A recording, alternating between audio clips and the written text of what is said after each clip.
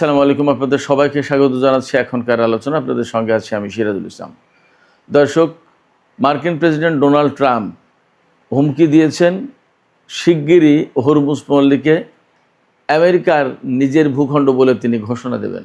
তার মানে হরমুজ পল্লী আমেরিকার, এই দাবি তিনি আপাতত উত্থাপন করলেন। ইরান কি বলছে? ইরান বলেছে হরমুজ ইরানের ছিল, ইরানেরই আছে এবং ইরানেরই থাকবে, এখানে কোনো আপোষ হবে না। শুধু তাই না, ইরানের পররাষ্ট্রমন্ত্রী আব্বাস আরাকচি হরমুজ পল্লী দিয়ে জাহাজ চলাচল শুরু হবে কখন সে ব্যাপারেও পরিষ্কার গল্প বলে দিয়েছেন। এদিকে গত কয়েকদিন ধরে আব্রাহাম লিঙ্কন জাহাজে যে ভয়ঙ্কর অবস্থা বিরাজ করছে তা নিয়ে নানামুখী খবর ছিল। আমি ব্যক্তিগতভাবে আমাদের এই ইউটিউব চ্যানেলে তথ্য তুলে ধরার চেষ্টা করেছিলাম। গতকাল থেকে খবর পাচ্ছিলাম, আজকে খবরটা একদম পরিষ্কার হয়েছে যে আব্রাহাম লিঙ্কন জাহাজ ভারত মহাসাগর থেকে সরিয়ে নেওয়া হচ্ছে এবং সেখানে নতুন আরেকটি জাহাজ আসছে।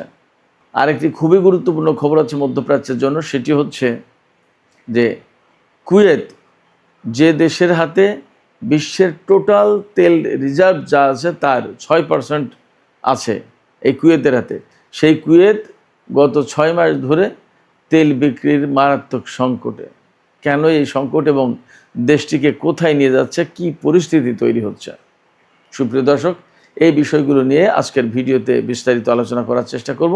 হরমুজ প্রণালী নিয়ে আরও বিভিন্ন রকমের তথ্য থাকবে। এর পাশাপাশি মার্কিন প্রেসিডেন্ট ডোনাল্ড ট্রাম্প আমেরিকার নাগরিকদের প্রতি আহ্বান জানিয়েছেন তেল এবং গ্যাসের উচ্চ মূল্য তাদেরকে মেনে নিতে হবে। কেন এই কথা বলছেন?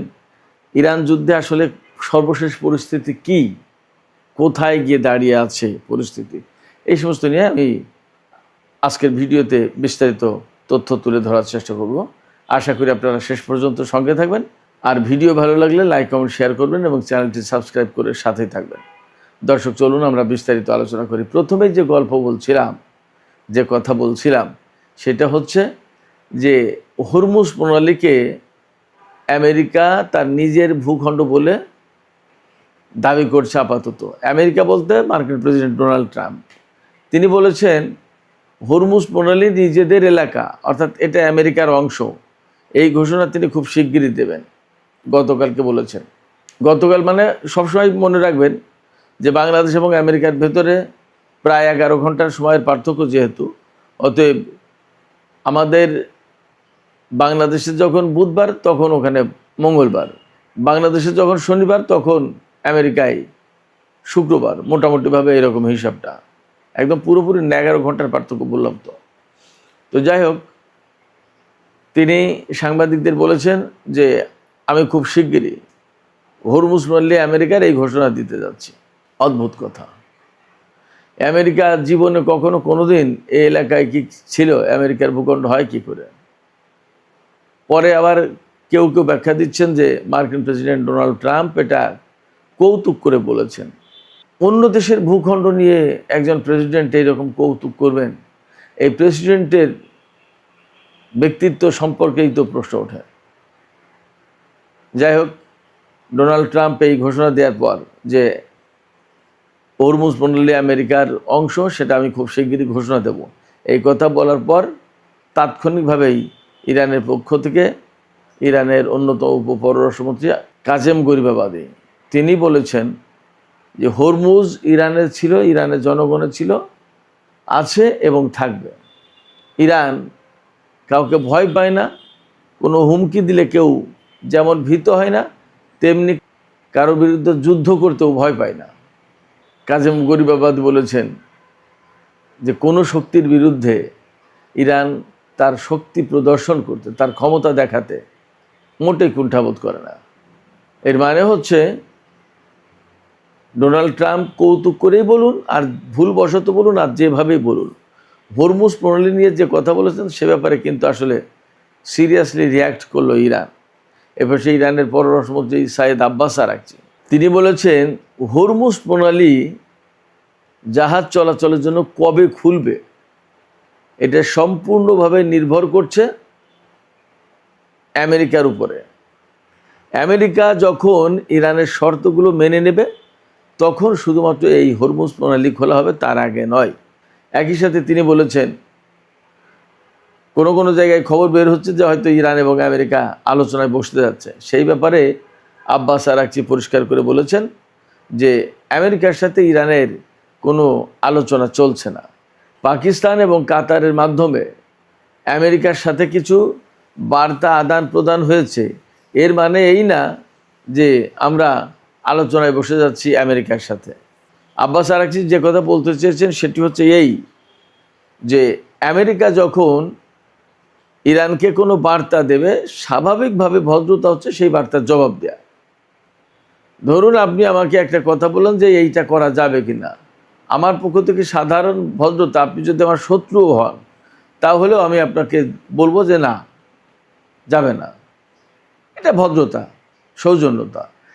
যেহেতু ইরান খুবই কালচারালি ডেভেলপড, অনেক ইতিহাস ঐতিহ্যের অধিকারী একটা দেশ, আমেরিকার সাথে তার যুদ্ধ চললেও আমেরিকা যদি তার কাছে কোনো বার্তা পাঠায় তাহলে তার জবাব ইরান দেবে, এটা স্বাভাবিক।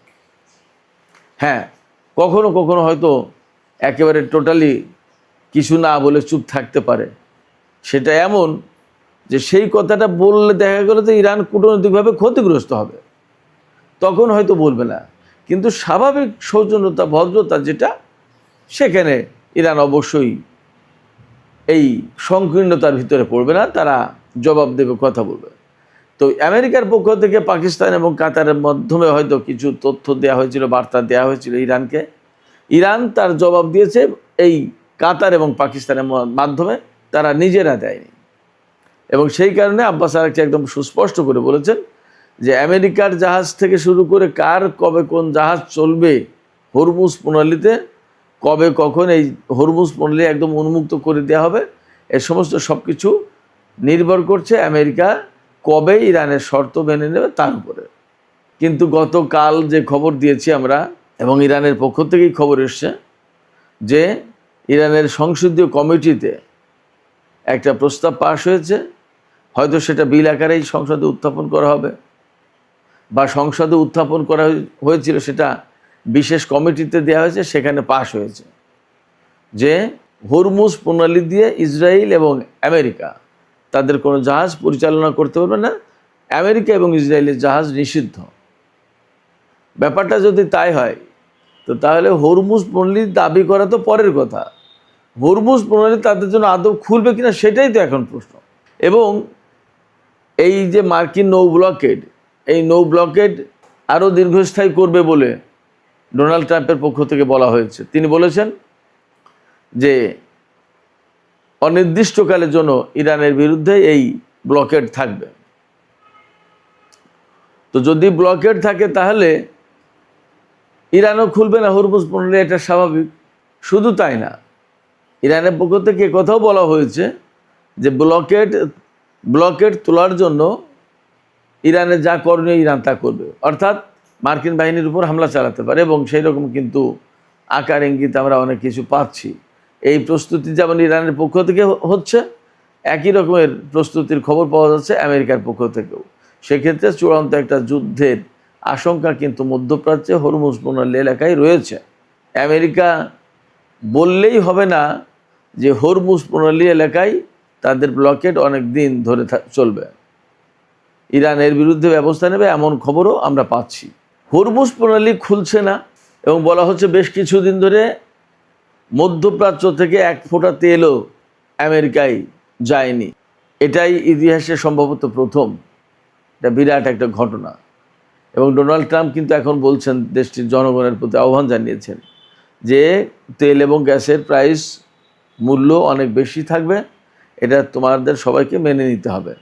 তার মানে হরমুজ প্রণালী, লোহিত সাগর বা বালবান্দের প্রণালীর যে ক্রাইসিস, এই ক্রাইসিস খুব সহজে শেষ হচ্ছে না। এই ক্রাইসিস শেষ হচ্ছে না, তার আরও অনেকগুলো লক্ষণ আছে। ওই যে আমি আগেই বলেছি যে বিমানবাহী রণতরী আব্রাহাম লিঙ্কনকে আরব সাগর থেকে সরিয়ে নেওয়া হচ্ছে।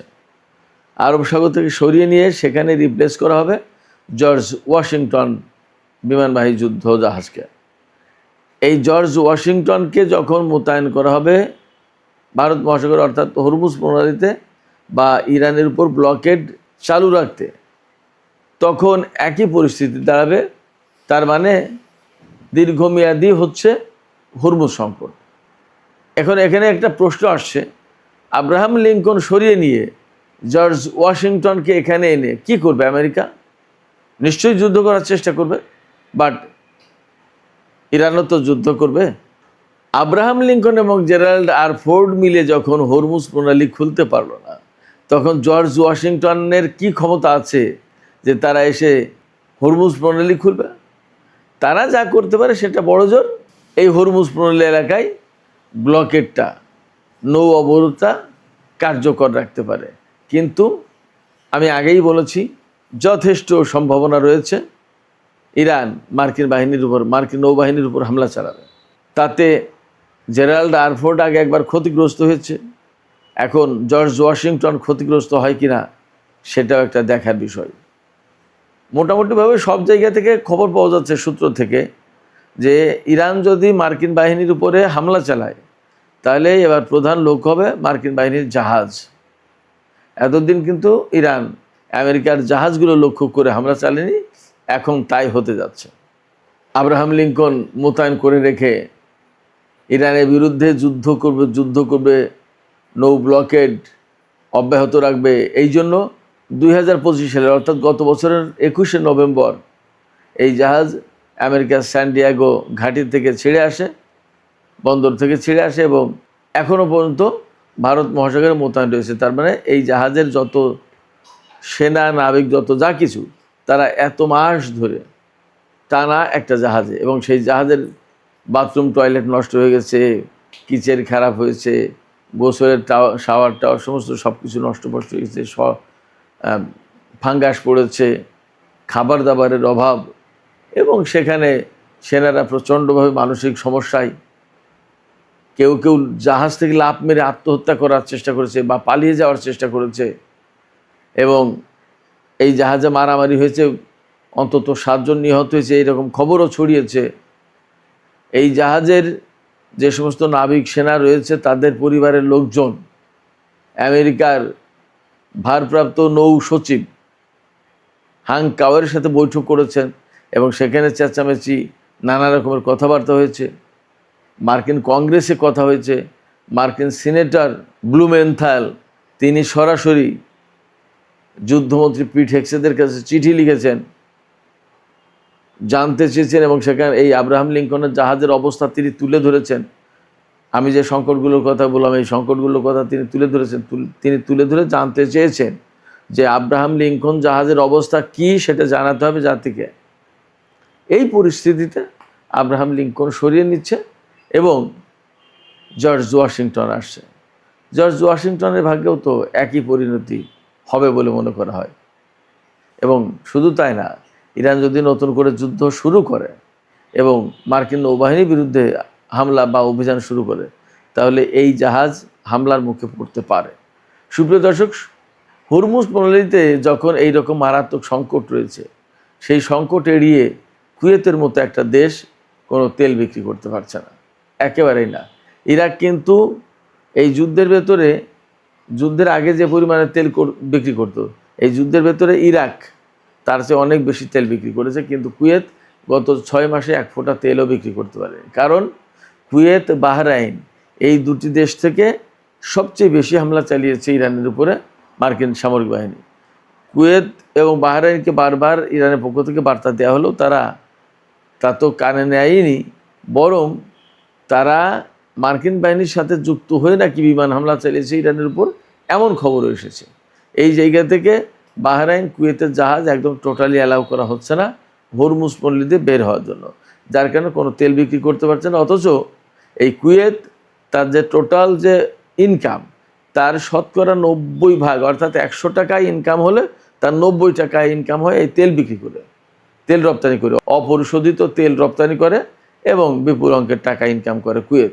আমি আগেই বলেছি যে কুয়েতের সারা বিশ্বে যে পরিমাণে তেল মজুদ আছে তার 6% শুধু কুয়েতের একার হাতে আছে, এবং বিপুল পরিমাণের তেলের এই মজুদ নিয়ে তারা বেশ সচ্ছল অবস্থায় থাকে, অপরিশোধিত তেল উত্তোলন করে বিক্রি করে দেয়।